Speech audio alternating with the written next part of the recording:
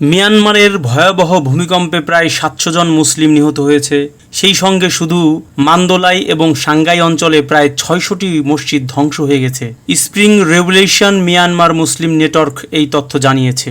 পবিত্র রমজান মাসের শেষ জুমার নামাজের সময় মিয়ানমারে এই ভূমিকম্প আঘাত হানে। এ সময় বেশিরভাগ মসজিদে নামাজের প্রস্তুতি চলছিল, তাই মুসলিমদের প্রাণহানির সংখ্যা এত বেশি। শুধুমাত্র মান্দালয়ে কমপক্ষে 18টি মসজিদ ক্ষতিগ্রস্ত হয়েছে।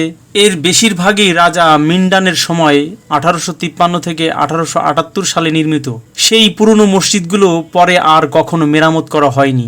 মুসলিম সংগঠনগুলো এ অভিযোগ করেছে যে নির্মাণের পর থেকে সরকারের পক্ষ থেকে মসজিদ মেরামত ও রক্ষণাবেক্ষণের অনুমতি দেওয়া হয়নি। মুসলিম বিরোধী association for protection of race and religion নামের একটি সামরিক সমর্থিত অতি জাতীয়তাবাদী গোষ্ঠী বৌদ্ধ সংখ্যাগরিষ্ঠ দেশটিতে মসজিদের বিরুদ্ধে জনমতকে প্রভাবিত করে। 2017 সালে যুক্তরাষ্ট্রের পররাষ্ট্র দপ্তর সতর্ক করেছিল যে নিয়মিত রক্ষণাবেক্ষণ করতে না দেওয়ায় মিয়ানমারের ঐতিহাসিক মসজিদগুলোর অবস্থা আরও খারাপ হয়ে গেছে।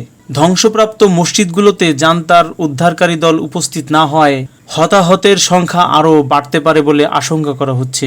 বন্ধুরা, আমরা মিয়ানমারে এই নিহত মুসলিম ভাইদের জন্য দোয়া করি। আল্লাহ তাদের সমস্ত গুনাহ ক্ষমা করুন এবং তাদেরকে জান্নাতুল ফেরদাউসে দাখিল করুন। আমিন।